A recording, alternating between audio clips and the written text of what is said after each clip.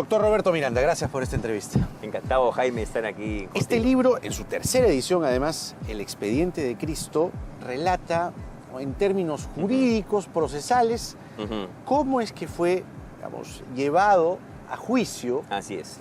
Jesús de Nazaret, desde el arresto. ¿Qué fue legal y qué no, digamos, Claro. desde el punto de vista del el derecho romano, ¿no?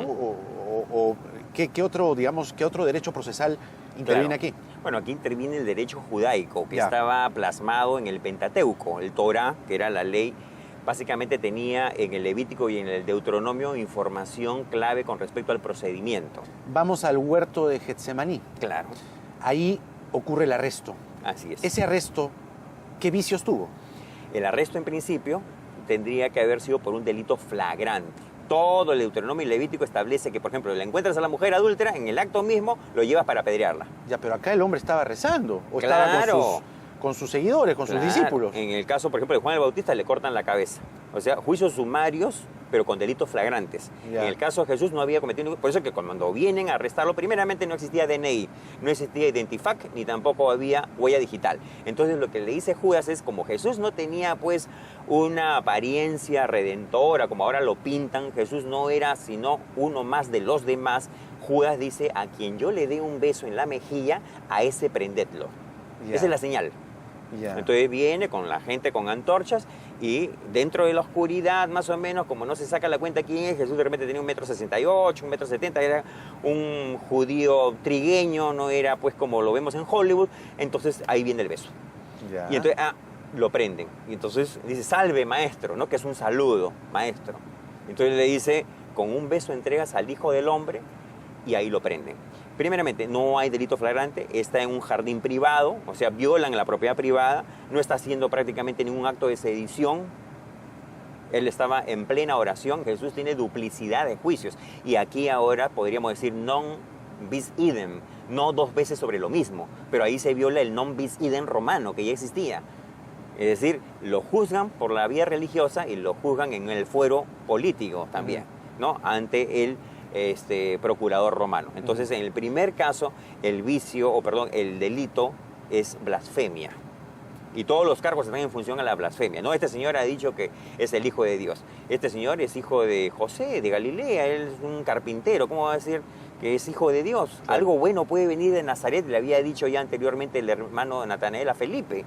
O sea, como que desprecia. Eso es con los sacerdotes, ¿no? Ahora, con los sacerdotes. Entonces, ahora, los sacerdotes lo pasan al Sanedrín. Y el Sanedrín era un grupo de 71 ancianos que gobernaban no solamente el aspecto religioso, sino también el aspecto social, político de la época.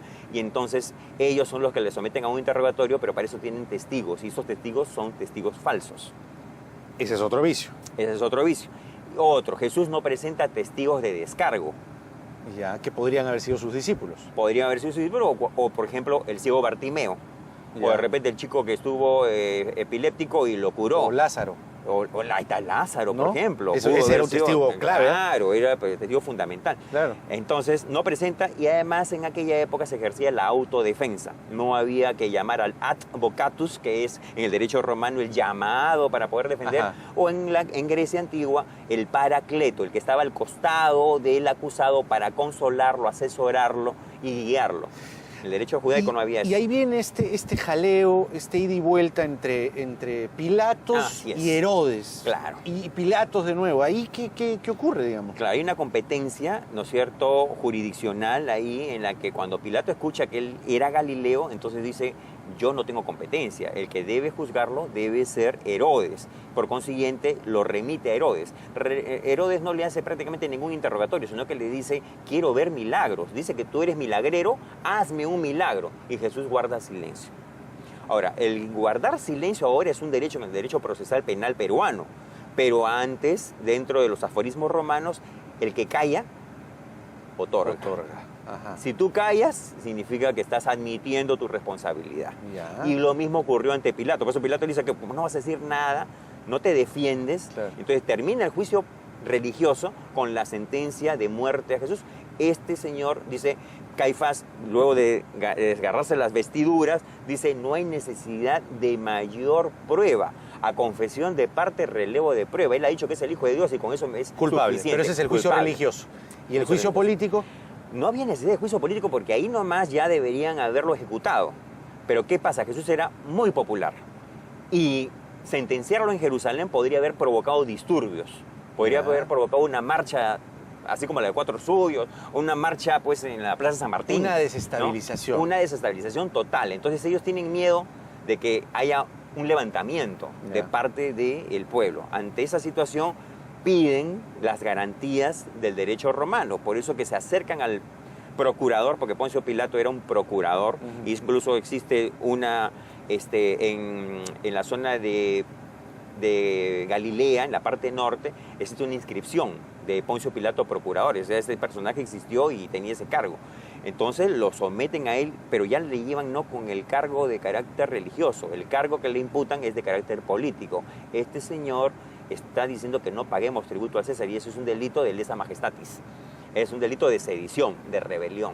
Se está levantando contra el César. ¿Y por qué termina azotado? Porque Poncio Pilato dicta la primera sentencia diciendo no encuentro culpa en este hombre. Pero como ustedes están insistiéndome tanto, ante tanta presión, no había medios de comunicación en ese entonces, pero ante tanta presión de los sacerdotes, de esta casta, de los fariseos, entonces tiene que ceder finalmente y dice va a ir a ser azotado. Entonces ante esa sentencia viene como una especie de recurso de impugnación, llamémosle una revisión. Viene una presión de la casta sacerdotal con el grupo que ingresó al patio de Pilatos, y sabemos que los judíos, como ya se acercaba el día de reposo, los judíos no podían ingresar a lugares en donde haya paganos, ni tampoco podría provocar una impureza, porque ellos tenían que lavarse las manos antes de comer, no podían entrar a lugares de autoridades paganas. Ante esa situación llevan una especie de, entre comillas, portátil, y vienen a presionar.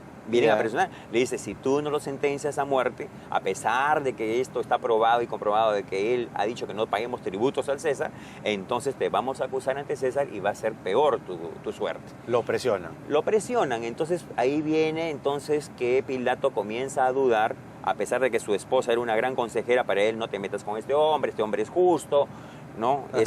Libéralo. Él llega ante un dilema tal en el que dice, bueno, yo lo que voy a hacer es someterlo entonces a la vindicta popular, a la consulta pública, al plebiscito. Pero esta consulta no está bien convocada porque debería haber mandado a los soldados a todas las calles. Y... O sea, también fue irregular. Fue irregular porque no salió del patio. ¿No? Simplemente ahí mismo definió. Pero lamentablemente Pilato recurrió a una jurisprudencia, llamémosle, o a una norma consuetudinaria que era liberar en fiestas patrias a uno de los presos. Pero esa liberación no era por decisión propia, sino por definición de parte del pueblo.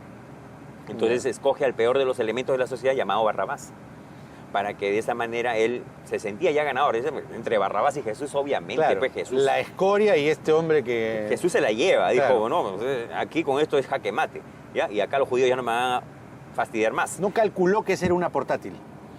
Claro, no, lo que él sabía es que de todas maneras había cierta presión de parte de los sacerdotes y de los fariseos. Entonces, que haya terminado crucificado fue, desde todo punto de vista, un acto ilegal, irregular, contra todo procedimiento. Conspiratorio realmente, porque él primeramente no había cometido ningún delito en el derecho romano y los testigos para el derecho judaico de esto de la blasfemia no habían entendido con claridad que él no era cualquier profeta, sino que él se autoproclamó el Mesías. Pero me has dicho que en el juicio religioso con el Caifás y el Sanedrín ya era o había sido declarado culpable. Sí. Si lo hubiesen procesado allí, ¿cuál habría sido la condena?